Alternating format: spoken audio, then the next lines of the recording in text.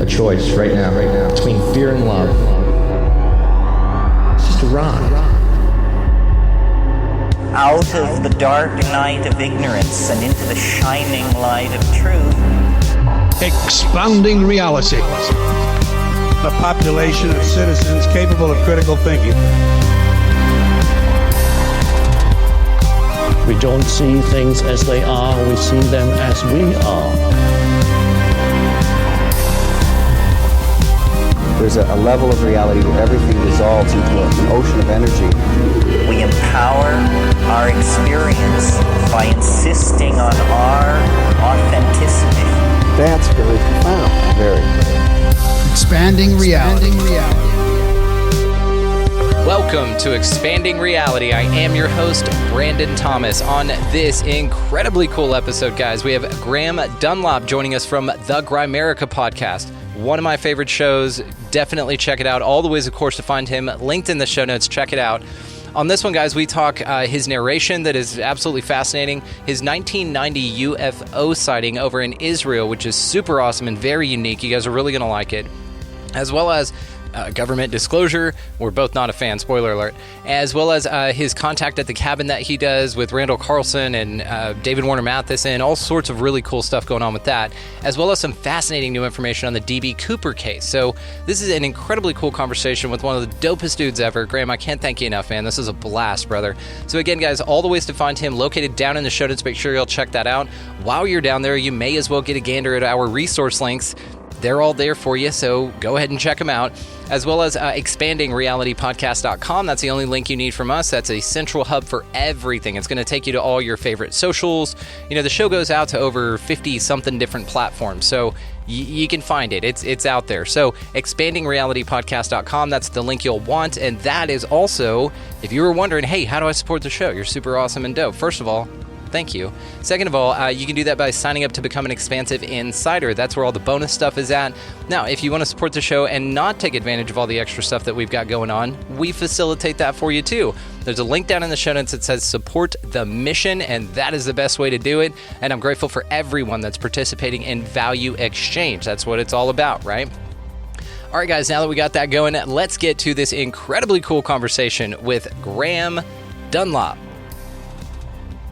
Welcoming to the show, we have Graham Dunlop from the Grimerica. Super excited, man. Been a fan of yours for a long time. You know, I've run around the same circles with the Union of the Unwanted and alt media and all that stuff. So it's super fucking cool to get you on. Graham, how are you, brother?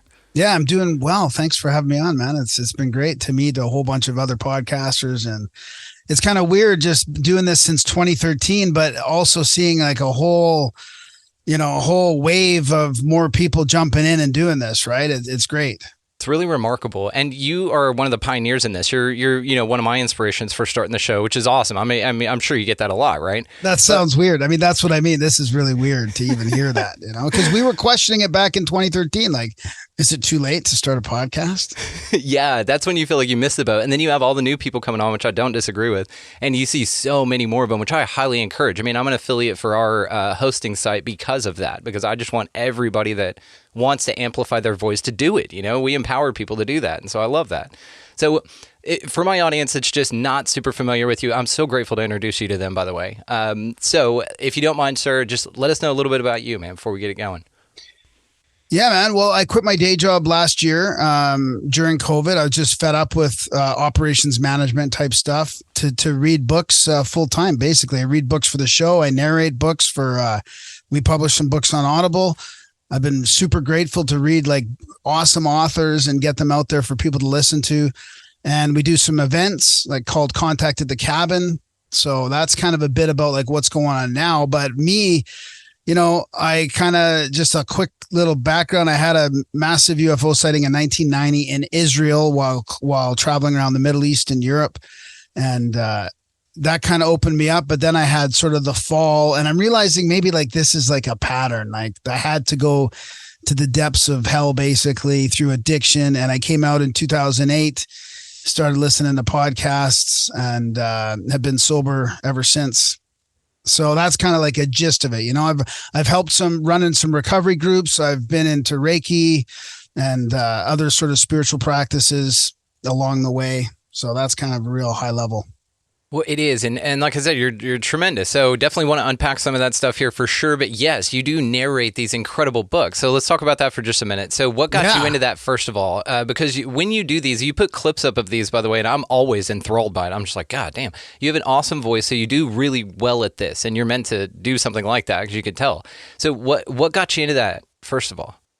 Well, facing my fear, really, I had an opportunity to do it. And, you know, what's weird is when I got sober, I actually narrated the big book and the 12 steps and 12 traditions into a little digital mic. And I guess because I was listening to podcasts and so much stuff, I wanted to narrate that and then upload it into iTunes and download it to my phone or whatever you do back then. Yeah, to have like it. 15 years ago. Yeah. 50, all those steps to get something into your ears. And I narrated that. And then I thought about it later on, because I was reading emails like for years. I was reading stuff on the show. And that's sort of what got me into like being comfortable enough to read, because I was always, I don't know, I had a little bit of fear about speaking and stuff like that. But the podcast really forced me to open up and be comfortable with my reading voice. And I even had an ex-girlfriend, like, I hate your voice. Like, I had to get over some stuff about not having a good voice as well.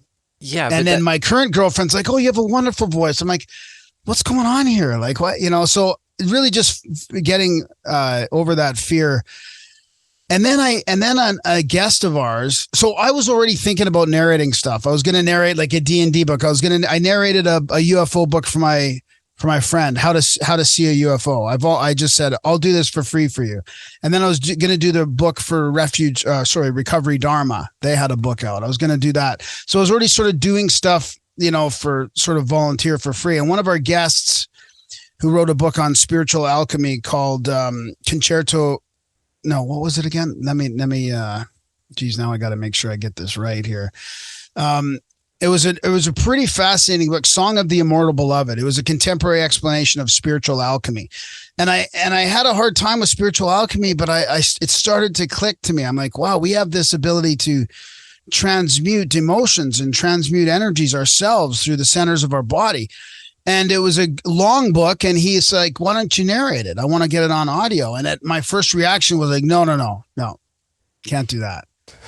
And then I was like, why am I just like, why am I so scared of this? Like, what the fuck? And I was like, I got a day job already. Like, I don't have time, but I got the show. And then I'm like, why aren't I using this? So I really I talked to Darren. I'm like, why am I rejecting this right away? And like, maybe we should try this. And so Darren and I did it. He edited it and produced it, and I narrated the whole book. And it just opened up a floodgate of opportunities. And then we started doing these books that we found.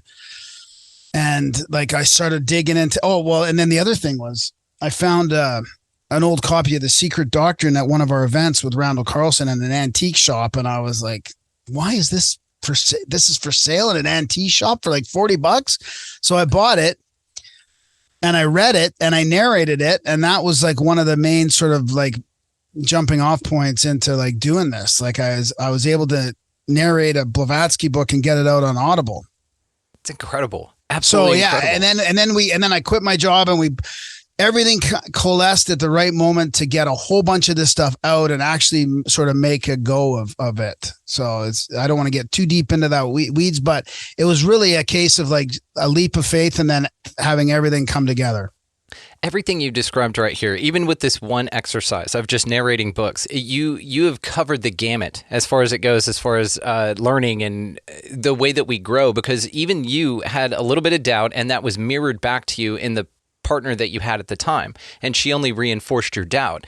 And then whenever that relationship ended, as they do, then you moved into a new space to where you were comfortable with it, and therefore now your partner is absolutely comfortable and encouraging with it. That's how this place works, right? It's insane. But again, I think it's awesome because you were so scared of it, but you still went for it. And that running towards fear, the other side of that's where all the dope shit is, man. Exactly. It's It's a lot of hard work. I mean, dude, I put hours and hours and hours and retake after retake into some of these very wordy books, looking up translations and pronunciations. And the only time you find it is in the book you're reading. Yeah. So it's like, oh my God, there's a word. And the only place I can find this word is in the book I'm reading. Then you just go with it, go with it, interpret it how you feel, and then there's no cross-reference for it, right? Exactly. I love it, man. I absolutely love it. But how much have you learned from doing that? Like, not only about the task itself, but information. Yeah, that's one of the, I mean, honestly, I was so the other part of this is I started to manifest, and I don't even want to use that word in a way. I started to imagine the possibility of making a living learning. Like that was one of my goals, because I've just been in this curiosity. Like I want to learn stuff. Like when I was in school, I just didn't want to learn anything. Now I want to learn. And so having the opportunity to do this, I mean, it is different because I'm not skimming through it as if I would read a book, but I'm also not able to study it. I mean, I'll go over parts of it and I'll highlight some stuff and pull it off to the side for later. I'll learn a little bit as I go, but it's kind of in the middle. Like, I can't study it and I can't skip through it either. Right. So I'm learning kind of like overarching things, but I'm still having a problem with the details. You know what I mean? Yes, I know exactly what you mean. You probably empathize with this as well. This job that we do now, like whenever I do a show, I listen to it with one ear with this, which is being mindful and all of that and present. And then I go back and edit, but the editing is a different ear that I listen to it with, and then I'll listen to it. And so it's wild because you get different ranges of absorption because you're in a different mode, even in your participation in it at the different stages. Dude, even in the podcast, I mean, we talked to so many different guests and I'm interested in so many different topics that I can't really go too deep on any one, And so it's, in some ways it's frustrating, but in some ways I don't really want to go deep on any one. I do like covering sort of like a little bit of surface level on many different things, maybe trying to pick, because I think part of my personality is I like to try and sort of pull things together, fit things together from a big picture level, which kind of gives me some ability to do that. 100%. And I knew you and I had a lot in common. Now I think we have a ton in common. So that's incredible, man. So let's talk about Grimerica. What made you start that in the first place? Well, I was listening to a ton of podcasts and I this was back in 2007 and 2008. I didn't say this already, did I? Well, you said 13 years, but go ahead. Yeah. No, I was on a show just after. So I'm trying to remember what I'm repeating and not. But so, and I was astounded in 2007, 2008, like there's all this topics for free. People are talking about all this stuff for free. And I was just blown away. I could learn about everything. So I was like listening to Dan Carlin back then, like Common Sense and Hardcore History and The Skeptic's Guide to the Universe, Mysterious Universe. And so I went through this whole scientific, humanism and skeptical stuff. And then I was like, these guys are really just making fun of people that have seen stuff. So I kind of leaped from trying all that out and I'm glad I did. I'm glad I went through that phase of because I was already sort of very spiritual and I had this UFO sighting. So I already had that sort of foundation, but I went through that research of the skeptical way. And then I realized this is they're just not counting any of this as real. They're just making fun of everybody who's seen a bloody UFO. And I mean, it's really proven that these new atheists and these sort of materialists are losing the battle. Somebody was like, you should start a podcast. This is a few years afterwards, maybe early, 2010-ish, kind of 2011-ish. And I'm like, I don't think so. But then when I met Darren and we went, when I was working in Alberta, when I moved to Alberta, we went to some conferences and met a whole bunch of awesome researchers and awesome people. And we were listening to podcasts and we're like, we could do this. We could do a podcast. And we thought, well, let's do it. And we can talk to some of these researchers ourselves. And it ended up being sort of a voice for the listeners to tell their experiences, whether it was synchronicities or UFOs. We realized a lot of people want to tell their story. So we kind of tried to get people involved by reading emails and, giving them a bit of a voice. Yeah, I take the same philosophy, man. Absolute same philosophy. Again, that's just you and I agreeing with each other the whole time. Yeah, it does seem to be that there used to be, and I see this wave changing for sure with shows like yours and mine, that it was just on there as an opportunity to build themselves up in an egoic sense and tear somebody else down for something that they, number one, don't understand, and number two, can't verify. You can't verify somebody else's experience. This is why eyewitness testimonies are the most unreliable in court cases, because you can't say somebody else didn't see something or they can't even recall it accurately. So there's this whole cognitive dissonance behind just saying that something miraculous happened to someone that doesn't fit into your paradigm. But this understanding that you and I have with this has, and I know you empathize with this, it has allowed me to have some incredible conversations where had I been closed off, I wouldn't have. Yep. 100%. And I mean, the whole environment now of podcasting and everything has changed so much since 2012, 2013. I mean, you know, we've been siloed now. We've been sort of like, I feel like, you know, back in the early days, we were looking at the iTunes cover page and seeing where we were ranked, and like people were going to find us through that. You know, now it's so different, right? Even after this 9-10 years, it's, you know, now there's more videos out. There's also like, you know, there's way more censorship. There's cancellations. There's people that are, you know, I feel like we're almost reaching a saturation point where people that want to find out more information have learned how to find it out, and other people are just going to stay in their own paradigm, and we're not going to reach that mainstream level to a certain point, you know? Do you find that important? I'm not sure. I'm trying to figure that out. Yeah. I mean, would it be important for you to be able to be on a mainstream spotlight and with your information? Not me personally. No, I don't want any of that. I mean, that's why I'm kind of comfortable in the stealth mode. Grimerica's had like just enough listenership to keep it going and to maybe make a little bit off it, and not enough to be really like fully canceled. I mean, we are getting like YouTube's gone and probably by year end now, but we don't rely on that for anything really. I mean, but it does help with algorithms and stuff like that. But I don't want to really be out there. I don't want to be the voice of anything, to be honest with you. I mean, yeah, sometimes I flip-flop back and forth whether I really even want to talk about this stuff, because we're entering into a pretty crazy territory right now with what's happening in the world. And it's like, do we address it? How much do we address it? How much do we discern? Like, we have to discern, but how much do we, you know, how many rabbit holes do we go down? I mean, it can get pretty deep, you know. I really try and sort of stay sort of grounded in the middle, not throwing the baby out with the bathwater on either side, you know. What's one of the most controversial things that you tend to shy away from talking about, but you think would be a game changer for everyone to talk about? Probably like the deeper aspects of the child trafficking, like the Q, when it gets into the Q stuff, the underground tunnel stuff. Like we haven't really gone too deep into that. We've talked about it at a less deep level, pardon the pun, but you know, I don't know if that, I guess that only answers half your question, because I'm not sure, because you know, I'm not sure how many of these topics should be talked about more than we're already doing. Like it, you know, that's a tough question. Yeah. Well, it is. And that's why I asked it. I mean, it's one of those things where, I mean, I was honestly looking for a little advice from you with that question. Yeah. You know, it's like, what? Yeah. It's like we're learning together, right?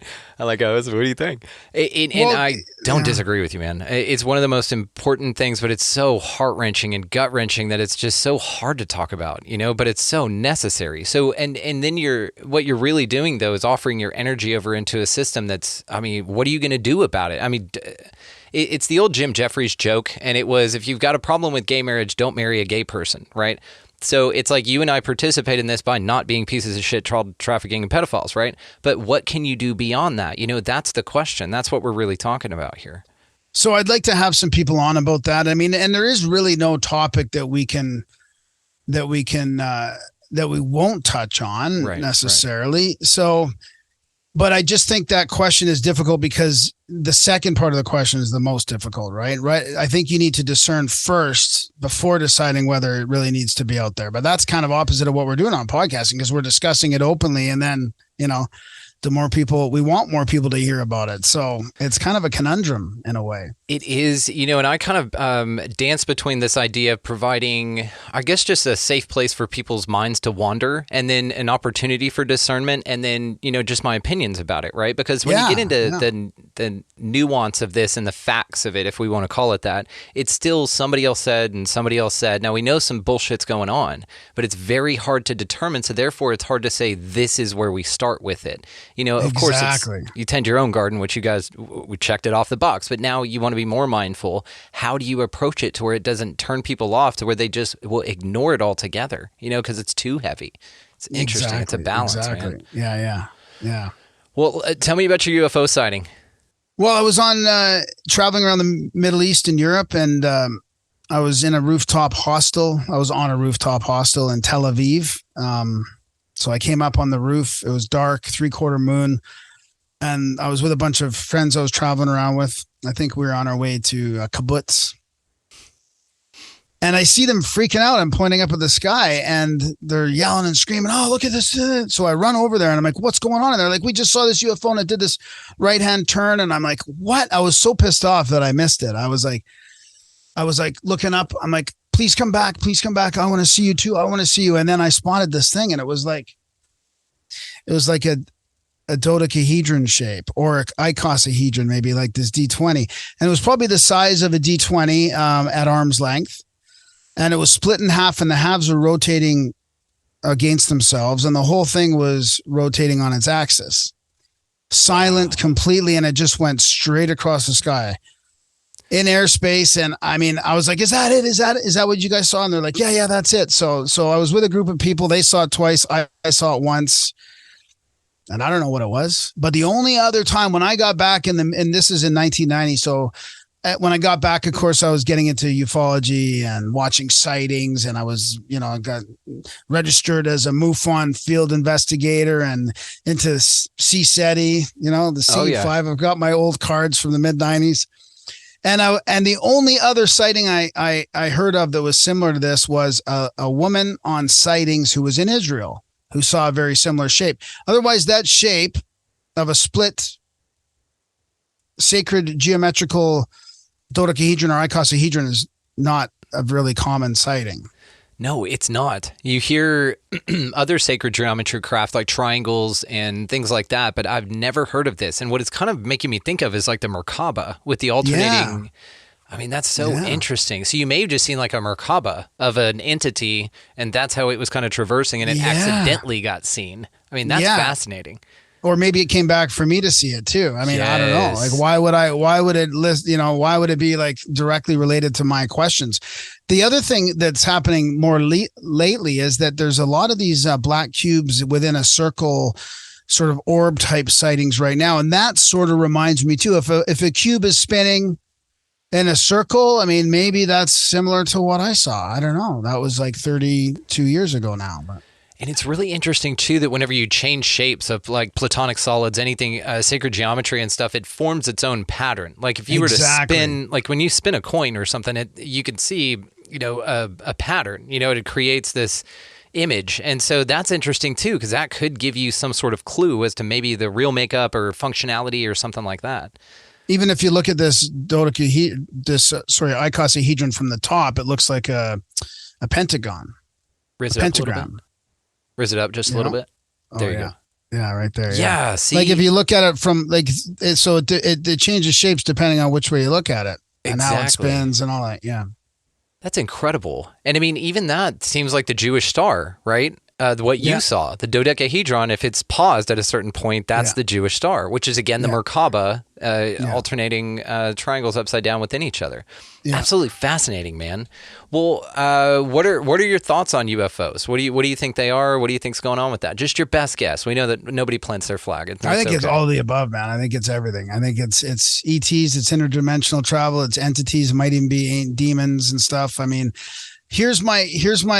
And this isn't necessarily directly related to UFOs, but I might as well share it here. But I kind of have a pet theory. I mean, talk about discernment and stuff. But after reading all these books and kind of realizing that I believe there's like a brotherhood of adepts, probably white and black. I mean, I do think that if there's these people that are sort of learning how to traverse these invisible realms and communicate with us that we don't even know about. There's also, a group that's doing this on the dark path.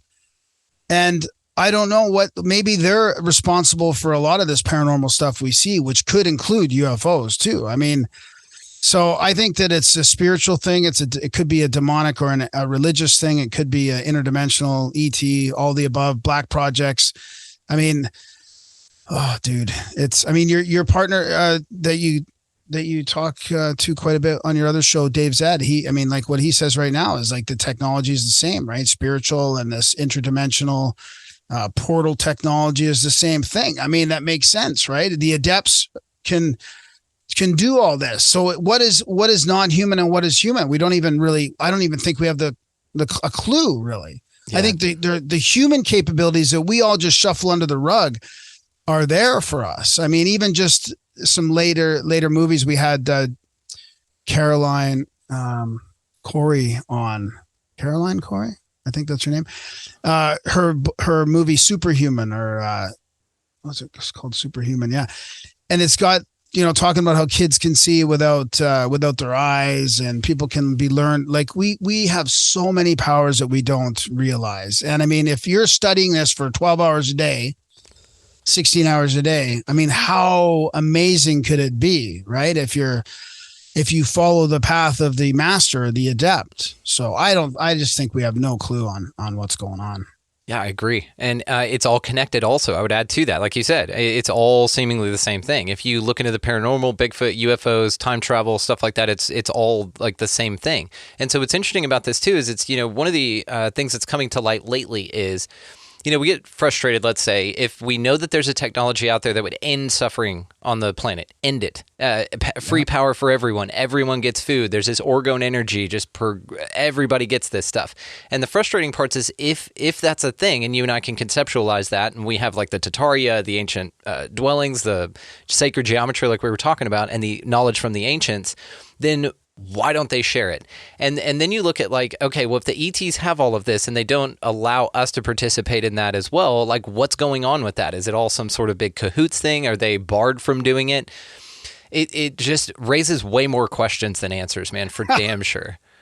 Totally. I mean, and that's why I started second guessing going out and looking for UFOs. I'm like, well, why are the good ones? Why are they stuck in this sort of agreement, non-intervention agreement, when the other people can come in and, they can intervene with the government or do all this other stuff. And what we have to make it happen from the ground roots up. Like it just there. I read a couple books that sort of looked at it from a different way. I'm like, yeah, maybe it's not, it's not just, it's not what we seem. It seems like too many questions. It seems like some fuckery, doesn't it? Because you've hit on the exact thing that I've lamented over for the longest time. Now, I mean, why do you think that is then? Let's say that there is a group of extraterrestrials or non-human intelligences, which I love that you said what's human anyway, or what's non-human anyway, and that there is sort of two energies that are interfacing with any one thing. So you have that, and you have it here as balance and all that good stuff. And then I think also, again, Lindsay Sharman and I were talking about this the other day, the middle path is kind of the discernment area where you have the two extreme options, dark, light, hot, cold, super happy, super bummed, and you kind of navigate those in a way that you find balance within it. And the same thing is true for the ET phenomena. So why do you think that is? Why do you think that, let's say, just for ease of conversation here, that reptilians, these lizard turds, get to run everything? They can interfere however they want. They can scoop up kids. They can adrenochrome everybody. But the good ones, or the benevolent ones, these Pleiadians, let's say, they can't because they're barred from any interference. It seems almost like they're barred from good interference or helpful interference. You know what I mean? Like they can rape and pillage. Or maybe it's all about you can't impose your will, even if you think it's good. Maybe we have to do it on our own. I mean, there are some spiritual principles where you kind of think it does make sense. Like it's like, well, if they're starting to get involved in imposing what they think is the right way, then we're not doing it ourselves. And maybe we need to figure it out on our own. But it's still just doesn't really rub me the right way. It's like, can't you come in and intervene? Like, we're at war right now, I mean, on all sorts of levels, dude. I could not agree more. And then, yeah, I'm with you. It's like, what's the point of it? If the point is non-intervention, but some can intervene, but only in the shittiest circumstances, what is that for? Yeah. What, like, when are you going to step in? Like when we're literally right at the edge of destruction, or is it just up to us to wake up? And I mean, here's the question. Are we waking up? And maybe I think there's an increase in phenomena happening right now. And I don't know if it's just because the mainstream media now is treating it differently. So it might be like an optics thing or a perception thing. But my friend saw one recently, very similar to the Navy sightings, the Tic Tacs, all these all these sort of orb sightings that are like flashing in the daylight, almost like the flash bulbs that we would see at night when we go out in our CE5s, but it would skitter in and out of existence. It seemed like when I paused his video at the right place, it's in 3 different spots. So either it's moving so fast that the camera catches it in 3 different spots or 2 different spots, or it's just coming in and out of this dimension. But there's a huge increase, and I think it's probably because the phenomena is reacting to our accelerating disclosure here. Even if it's a soft disclosure, just the amount of, because there's just this acceptance that's happening. Maybe it doesn't have to be full on belief or full on faith or anything like that, but just a less skeptical acceptance of a phenomena, that it's affecting the phenomena or the phenomena is reacting to that. Yeah, this is what's so interesting is number one, the subjectivity about the phenomena, which is fascinating to me. It's everyone has their own experience with it, right? Even people who get abducted, let's say abducted, and there's big difference, my audience knows this, between contact and abduction. They're very, very different. It's the two energies interfacing with the same idea that we were talking about here. But even in that, they'll be abducted into the same craft with this different beings, different experience. One got their butt plugged, one didn't. Like weird things, right? And so again, the subjectivity is so fascinating with me, but also I'm to the point with it now to where I'm just like, it's probably just facilitating an experience. And when you mention the spiritual elements to it, that's what I think about it, to be honest with you. I think that it exists in this way because it has to, and it won't change because it needs to facilitate an experience here, which is just the expansion of consciousness. At its greatest level, I think that that's what's going on for now. Yeah, I would agree with that from a UFO perspective. From a sort of a demonic perspective, I'm not sure about that. I don't think it's I think it's deeper than that, and the things are more interconnected than we realize. I'm very interested. Please go on. Yeah. Well, I can't say much because but I can say when I can say that my thoughts or my expression about something affects somebody else in my life. Yes. When it comes to protection from dark entities. So if I talk too much about it, it happens. That's all I can say. It's fucking, I mean, I've been through this for years now, and it's like, you know, very interesting. I told Mike from OBDM something, and as soon as I did that, it happened. Really? Yeah. Is it and because it hadn't happened for years? Like, dude, it's like they say back in the ancient wisdom is like, don't talk about this stuff. You know, it's like now I'm sort of understanding why not. Well, that's kind of weird because we need to talk about it, I feel like. But, you know, if you do, then all of a sudden shit starts happening. Is the shit manageable to where the benefit of the knowledge coming out is more great than the toll it takes on you? No, not right now. No. Okay. If it was me only, then if it wasn't affecting somebody else, then it would be different. But because it's affecting somebody else, then so it's not interesting worth talking about it. Now I'm just wondering if there's some way that we can help. You know, if I know somebody who facilitates some sort of hypnotic regression or something like that, to where there's a key in here to be able to just discuss things, because I think we should be able to do that on any level. Just discuss it. Isn't that? I mean, that's why we're doing podcasting, right? And then you realize every fucking time, like it isn't just the one time, but every time I open my fucking mouth about it to a certain level of details, like it happens. Wow. And I'll let you know, like very shortly after we talk here, like tomorrow or the next day, if it happened just from what we talked about now. And I don't want to push it. I don't want anything happening to anyone knowing consciously now that this will affect somebody negatively. Yeah. Damn, man. Okay, well, while we're on the topic of disclosure, let's talk about disclosure. Is government disclosure of UFOs important to you? No, not at all. I mean, my ideal of disclosure was just some acceptance of the scientific community and academia, really. But, you know, this was going back a few years now. Now, I'm not sure if I care so much about any fucking institutions, to be honest with you. Right. But that was I could care less what the government says. It's more about the scientific community accepting it. I agree. So let's then jump into the scientific community. And a wonderful answer. I empathize with that 100%. And actually, it terrifies me when the government comes out and says, hey, UFOs are real. It's like, shit. All right, Blue Beam, let's roll it out. In fact, what do you think about Project Blue Beam? Have you heard of that? I'm sure you have. Yeah, man. I mean, that's another theory that I'm sort of building just lately. The last few days, I've been thinking like, maybe the phenomena is increasing to get a step on step ahead or Oh, get a jump on what's happening because maybe they know that blue beam is, because I do think that would be a good way for the deep state to I mean, COVID failed. I mean, in a lot of ways. In some ways it didn't, because I mean, in Canada they're still pushing the narrative, but in a lot of ways you guys in the States kind of stopped that. I think. I mean, I do think it was a failure, and I don't think they're going to stop trying. And I don't know if global warming is going to work anymore. There's going to become a tipping point here where the two sides just become more stuck in their way and extreme. And it's got to come to some point where somebody's got to say, fuck off with your control. Like, it's not going to, we're not buying it anymore. So blue beam would be an answer to that. Of course. I mean, it would be like either a nuclear war or blue beam, something to gather the world together. And maybe the phenomena knows that they're going to do that. And they're like, no, we're going to sort of present ourselves a little bit before you guys get a chance to do that.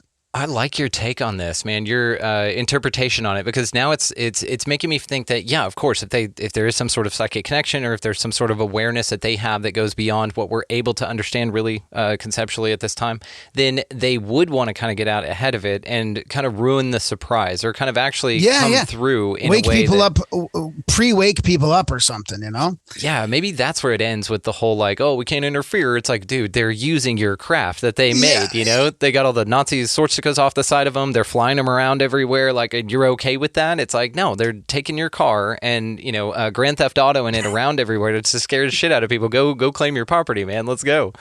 There was, and they're saying it's you. Like, they're blaming you. So, you know, and not directly, of course, they're being very careful about that. And I'm not too sure that they're not all black projects anyways, that they haven't got this technology to flip in and out. I mean, they've been studying portals for a while, and they're acknowledging that sort of this interdimensional rift exists. So maybe they are flying these things in and around stuff as well. So I'm still not, you know, I'm just thinking, I'm not stuck either way really on what's going on. It could be all the above again. You know, maybe they've got some black project orbs skipping in and out of dimensions, and they've also got the phenomena itself is also accelerating because of it. Yeah. You know, it'd be ironic as shit is if they created one craft, the government, the oligarch, whatever, and they said, okay, cool, this thing is capable of everything. It can self-replicate. It can do its thing. It can, you know, create beings, whatever. All right, let's see what it does. And they switch it on and it blinks out of existence. And then all of a sudden you see these crazy craft and they're like, hey, that's ours. And then you're like, oh, and now it's got a fin on it. Oh, now it's got a red light, because they made it to where it can manipulate itself and duplicate and anything. And now we've got a whole race of things going on out there from just from turning something on. That would be crazy. Yeah. Like almost like the black goo or self-assembling nano graphene oxide type stuff. Yeah, like that feral fluid shit. That's crazy interesting. Yeah, I love that like theory. it. Yeah, man, it's fun. You know, we just have fun with it. And I do agree with you that it's mysterious and that it's amazing. So what do you think our experience here is all about? Well, I kind of think it's, I'm kind of in line with some of the ancient wisdom or theosophical type stuff that I just read Annie Besant's book on called The Ancient Wisdom, actually. And the way she describes the reincarnation and sort of the live, you know, like learning and the evolving, like as we learn and evolve and move on to the next life and all that, we kind of gain more memories, more, I guess, experience and power. Like, I feel like it's for us to evolve and learn, I believe. Got you. Okay. Do you think that there's any wrong way to do this? Yeah, I think so. Yeah. There's a black path, I think, which, you know, I think that if you're trying to control others or trying to use metaphysical power against other people, I think that's wrong.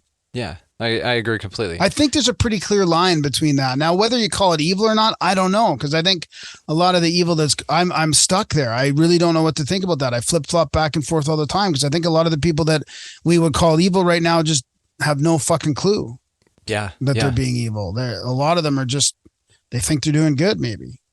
Yeah, and there's this sort of ignorance that's attached to this. You know, I ping between many different theories here. So I was just curious about your take on sort of more of a Westworld sort of environment, right? To where it's not necessarily real, let's say. It's real to us because we're in it, we're acting it, we're playing it. But let's say the energies here only play out here, in this realm, in this place, this world, this planet, whatever. And so let's say that whenever you hop into this experience, that you're given kind of a choice. You say, okay, do you want to do the dark side or the light side, right? Like a video game where you can play the villain or the hero.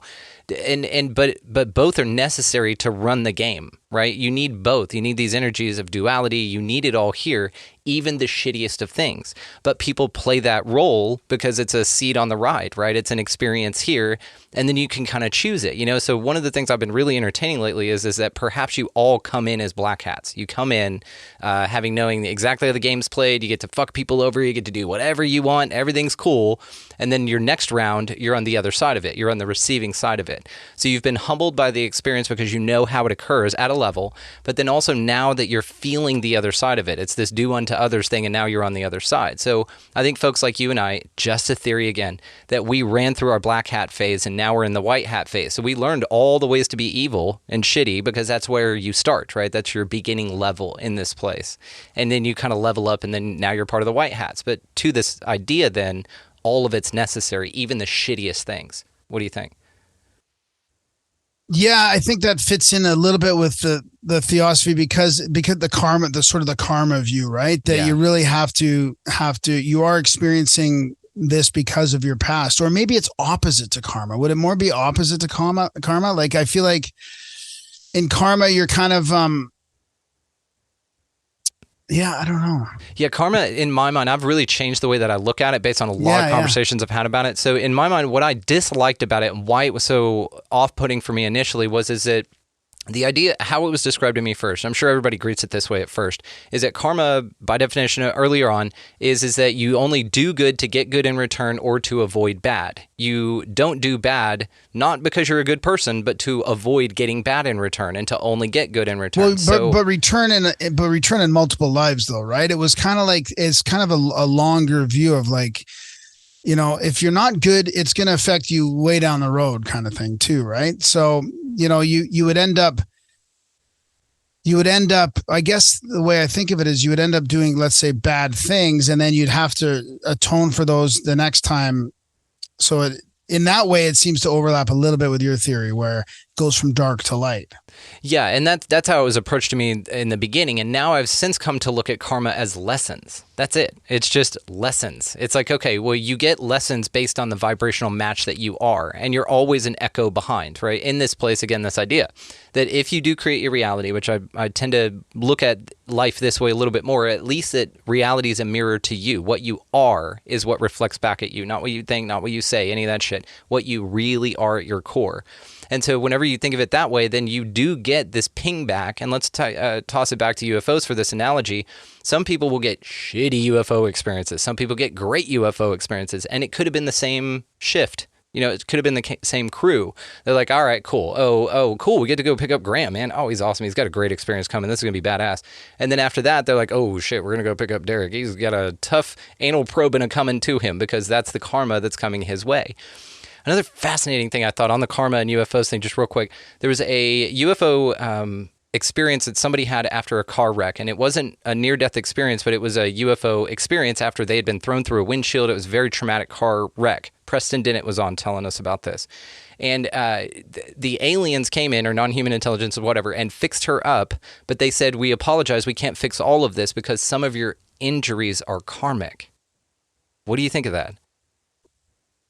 Yeah, I mean, that's interesting. How would they even discern the difference, and how far back do they go, right? So she's got to work on that herself when she gets back, right? I mean, needs to experience what it's like to go through the pain of healing that because it's a karmic lesson from either this life or another.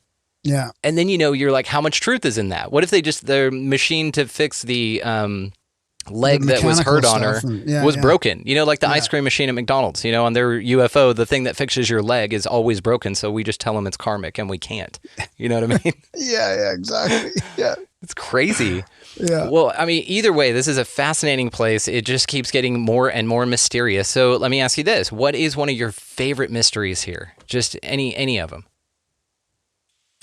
Oh, one of my favorite mysteries. I mean, I've gone away from the UFO stuff a little bit more recently because of the government's involvement now. And I just, I mean, I've experienced enough myself too. I realize, okay, well, that's that kind of, although we still talk about it a little bit, but I would probably say mystery is a tough one. I mean, here's one that's a little off target of this realm.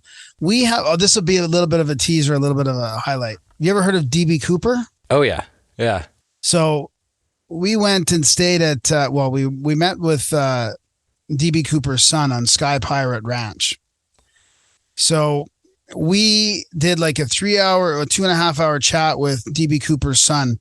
And we're going to release it in a few weeks here. After the guy we were also there with, his name is Dan Grider. He's been investigating DB Cooper for decades, and he's also on this path of investigation. But we got invited there by Brandon Powell. We're super grateful to be involved in the whole thing. But DB Cooper's son, we go through his dad's history, being a war hero, and all the medals he got in the war and all this stuff, and how he couldn't become a pilot when he got back because he had migraines, and they think it was from like maybe mustard gas and Agent Orange and stuff, and so he decided to hijack this plane. And then he did it again afterwards. So his name is Richard Floyd McCoy. And he did it again 6 months after, and the FBI caught him. Really? And they made up some reasons that are really shitty reasons of why he wasn't the original DB Cooper. So they kept this hijacking separate, and they called it the copycat and all this, and we caught who it was, but it wasn't this guy that did the other one, but it was.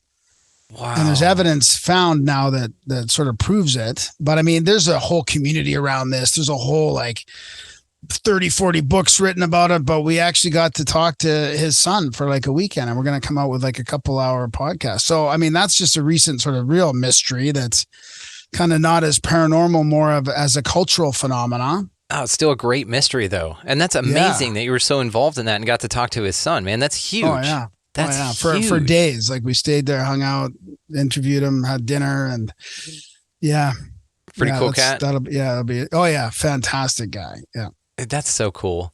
Okay, well, now definitely I can't wait for that episode. So absolutely. Actually, let me tease a little bit more. And okay. the FBI shot him. So we were at the house that the FBI shot him from the front door. Like we were actually with the Dan Grider, who was like standing in the doorway with a gun, showing how it happened when DB Cooper came up the steps. And so, damn. yeah, it was pretty much like they came out with a book called The Real McCoy, these two FBI agents, and Rick's mom, who we were staying with Rick here, his mom and his grandma passed away recently. So it enabled this whole thing to come out, but his mom sued the FBI and got the book taken off. It's called The Real McCoy after like 300 copies or something like that. So just some more sort of teasers for them. Yeah. All right. Well, thank you. I'm a listener anyway, so I was going to check it out anyhow, but now I'm extremely excited about it. So thanks, dude. All right. Let's definitely talk about your contact at the cabin, man, that you do. It's fascinating. I'm going to join you for one of those pretty soon, brother. I promise. But let's talk about that, man, because that sounds fascinating. Yeah, well, we got one coming up at Shasta. It's called Magic on the Mountain, and Greg Carlwood will be there as well on that one. And that'll be with Joe Roop, Owen Hunt, and Brandon Powell, kind of going through like Hermetic wisdom and transurfing reality and Wim Hof breathwork and Greg. And we might have some other special guests too, but that one's in Shasta, February 9th to the 13th. And then we have one in Bryce Canyon and Zion, and we go over the myths of the stars with David Matheson. We go hiking in Bryce and Zion. We stay at Duck Creek, and that's on 4/20. So there'll be lots of people partaking in that. Legalize it. And then we have Scablands with Randall Carlson in May, and Montana with Randall as well. And that's where Randall takes us around in vans to the catastrophe that was like the Younger Dryas and the terrain and what happened to the Washington Scablands from that. So that's fantastic. Get to spend a few days with Randall. It's so cool. Yeah, definitely going to be joining you on some of these. And David Warner Matheson, we've had on the show. Awesome guy. Absolutely awesome guy. Yeah. So it's so cool that you guys get to go do that. What started that all to begin with? Just meeting with podcast friends in a cabin. Contacted the cabin. I mean, And it started out just a bunch of guys. Like we were actually doing podcasting with a bunch of people we met, and then we like went to Oregon Seaside the next time, and we had more people, and there was just the conversations all weekend were amazing, right? And then we thought, why don't we have like a guest come, sort of make it more thematic, like we can have a guest talking about his stuff, so it's almost like more of a live lecture, live podcasting, but he also hangs out with, or he or she or whoever it is hangs out with us all weekend. So then it kind of turned into that with Randall and Randall's great to hang out with too the whole time. Like, so it's kind of more of like and just the conversations are amazing, right? So we just kind of expanded it to become more about that too, and not just a bunch of us goons hanging out. Yeah, but even if it was goons hanging out, I mean, that's still you're goons who speak and are insightful and critical, think for a living. So it's always cool to hang out with guys like y'all. But it's even cooler to be able to have that experience with somebody who you respect their research. You get to know, kind of what they think about things. You get to know like their favorite Simpsons episode while you're at it, what their favorite soda is, stuff like that, whatever. But it's just cool that you get to hang out and do those sorts of things. So I see you guys doing it all the time. I'm definitely going to come join y'all for one very, very soon, dude. Yeah, it sounds good. So what about the pyramids over in Egypt? Have you guys thought about doing some international stuff? Well, yeah, we're going there next week on Wednesday. Tell me about it.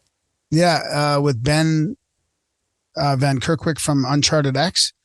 So he's got us going to 2 weeks in Egypt. Going to do a bunch of special permission stuff, going underneath some stuff that doesn't normally get looked at.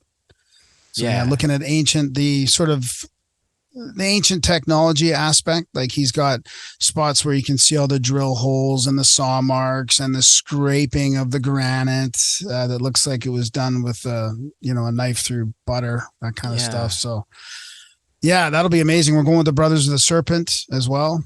Very cool. Yeah, the tour next week. Badass. Well, we wish you, of course, the safe journey. Cool runnings, right? Peace be the journey. There's a guy I just recently had on for the second time, a guy named Jeff Drum. Have you heard of him, or did you catch that? No, I didn't. Check it out on your flight if you get a long flight, or whatever. He's got a whole presentation with the video and everything. It's just back in the it's two episodes back. But I mean, the dude has a whole theory about. He goes over to Egypt, I think, about once a year, something like that. But he wrote a book called Land of Chem, and basically it's Land of Chem, CHEM, instead of Land of Chem, KEM, which is what it was originally, right? Because his incredible observation and theory about this is that the pyramids were all industrial scale chemical manufacturing facilities. It's fascinating. I know it sounds like boring, but it's not. He had a chemical engineer actually look into debunk. He sent him all of his work, a chemical engineering professor, and said, hey, please debunk this because I sound like an idiot. And the guy not only didn't do that, but he confirmed it and then wrote the foreword for the guy's book. Whoa, really? Eh? It's fascinating. And what he's found with like collection bowls, with staining in the Red Pyramid, with an EMF or an EM sort of experiment that they did over there with the components that were mimicked from the Jed pillar that are over there with the alternating layers. And he found some phenomenal results. And then it sounds like that it was electroculture, it was chemical manufacturing, it was electricity. So it doesn't rule out anything. It's like, oh, it has to be this or that. It was knowledge, man, and awareness and wisdom. Yeah, man, that's fantastic. I mean, Ben shows these bowls that were made. Very, very precise, like precision made bowls, and 40,000 or 20,000 of them, like that many of them buried underneath, like 100 feet down in the tunnels under, I don't remember. Is it the Osiris shaft? Under now. It might be the Osiris shaft. Yeah. Yeah. I just had him on, so and it's just super like, fresh. and you can go down and wander around these things, but there's so many made, right? Why did they make so many precision bowls like that, right? Maybe it's like you're talking about. Electrochemical. And his whole thing is with like the scarab. What is that? That's a dung beetle, right? And what was their thing about the cow? The cow was super revered. Well, what did they do? They shit, and then they were able to take their shit and process it into ammonia. That's where we get Amun from. Amun Ra, ammonia, all of that shit. It's fascinating, I'm telling you. And it might be something cool and fresh. If you want to check that out, I'd be honored to get you in contact with him as well. He's just an awesome for sure. dude. That sounds love good. to have him on. All right, my man. Well, we're probably going to wrap it up here. I'll give you the last word on this. But, dude, I just wanted to see what's your hope, man? Like, what gets you out of bed in the morning? Why do you keep, plugging away and plugging this microphone in and keep putting the headphones in and doing it, man? What gives you hope? Just being able to talk to people, I guess, and learning about stuff. And I mean, imagining sort of a better world, too. I mean, I really think that that's kind of where this is led. It went from sort of like mysteries and seeing how the media manipulates UFOs and that kind of stuff to now like, okay, the media is manipulating all kinds of stuff. Well, let's be a part of the solution instead and talk about some of these things and maybe help people imagine a better world, right? A better life. I mean, I think we have to get into that mindset of like, maybe breaking away or having a parallel system or something, or just enough so that they realize like, you can't control everybody like that, right? Like we need to have some autonomy and freedom. And I know that those words are sort of like vague, and it's sort of the eternal struggle in some ways. It's been going on for so many years, but I really do feel like we can collaborate and cooperate instead of compete, and competition's good in some respects, but for living and for getting by, we need to collaborate. So I love it. I'm just excited about some of those parallel systems that are happening, Yeah, could not agree more, man. All right, cool. Well, we share your boundless optimism here, and thank you for your time, man. Graham, dude, you're a badass. All the ways, of course, to find you located down in the show notes. You guys definitely check out the Grimerica. It's outstanding. Graham Dunlop, thanks so much, dude. Thanks, buddy. Massive shout out to Graham Dunlop for coming and hanging out with us, brother. This is an incredibly cool conversation. Definitely be invited back on. Make sure that you guys check the show notes for the Grimerica podcast, which is what he does, as well as many other things. All of that stuff is located down there. Definitely take advantage of that. While you're down there taking advantage of that link, check out our resource links. We've got Food Forest Abundance. Get your freedom from fear on. It's about damn time to do that, so get it.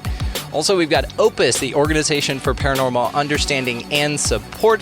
They can definitely help you out with any woo-woo that you got going on for show. Also, if you just want to start your own podcast, you're like, God, I love this. As Graham and I were discussing in here, we encourage anybody who wants to do this to please do this. And to that point, we partnered with our hosting site to be able to give you guys an easier access to that. So check the show notes down there that says start your own podcast, or reads rather, start your own podcast. And that's it. As well, if you just really want to step your game up, if you're like, you know what, I'm done with this stagnancy, I'm done with whatever's going on here, I need a level up. Well, also in the show notes down there, check out the Manifestor's Guide. That gentleman has a scholarship offer for you, the listener of this particular show right here. That's awesome. As well, at checkout, he sweetens the deal. If you just type expanding reality, all caps, no spaces, for an even sweeter deal, guys. So again, that's a massive level up that I highly promote and have experienced myself, and that's why I'm so passionate about articulating it to y'all. All right, also down there, of course, expandingrealitypodcast.com. Check that. One link that you need. It'll lead you to all the socials, everywhere you want to go. The lives are replayed there, all the Too Hot for YouTube stuff. Merch can be found there, which is really cool. A lot of stuff changing on the merch very, very soon, guys. So snatch up whatever you like. It's probably going to be changing. It's definitely going to be changing. So I'm not sure if what you like is going to still be there. So go snatch it up. Also, you can sign up to become an expansive insider through that link as well.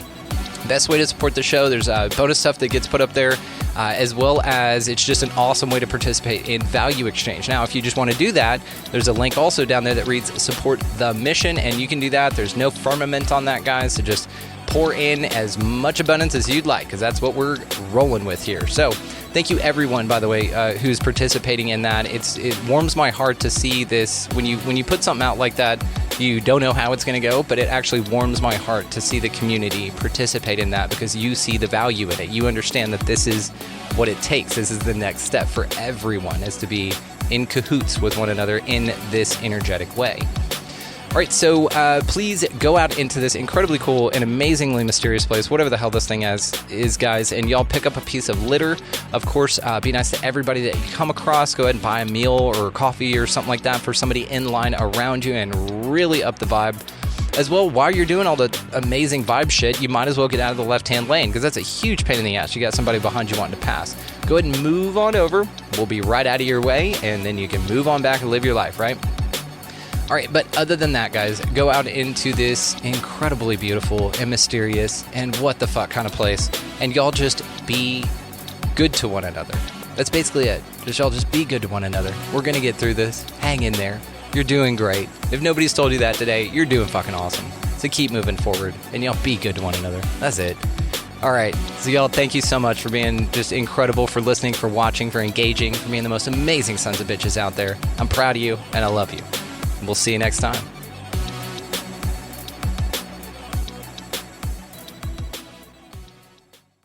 David's Bridal, where brides and bridesmaids get fabulously dressed. We let our friends pick out what we wear, show off our dance moves, obsess over every little detail, hold your hand through it all, smile bravely when it's time to let go. Make your dreams come true. The things we do for love, only at David's Bridal.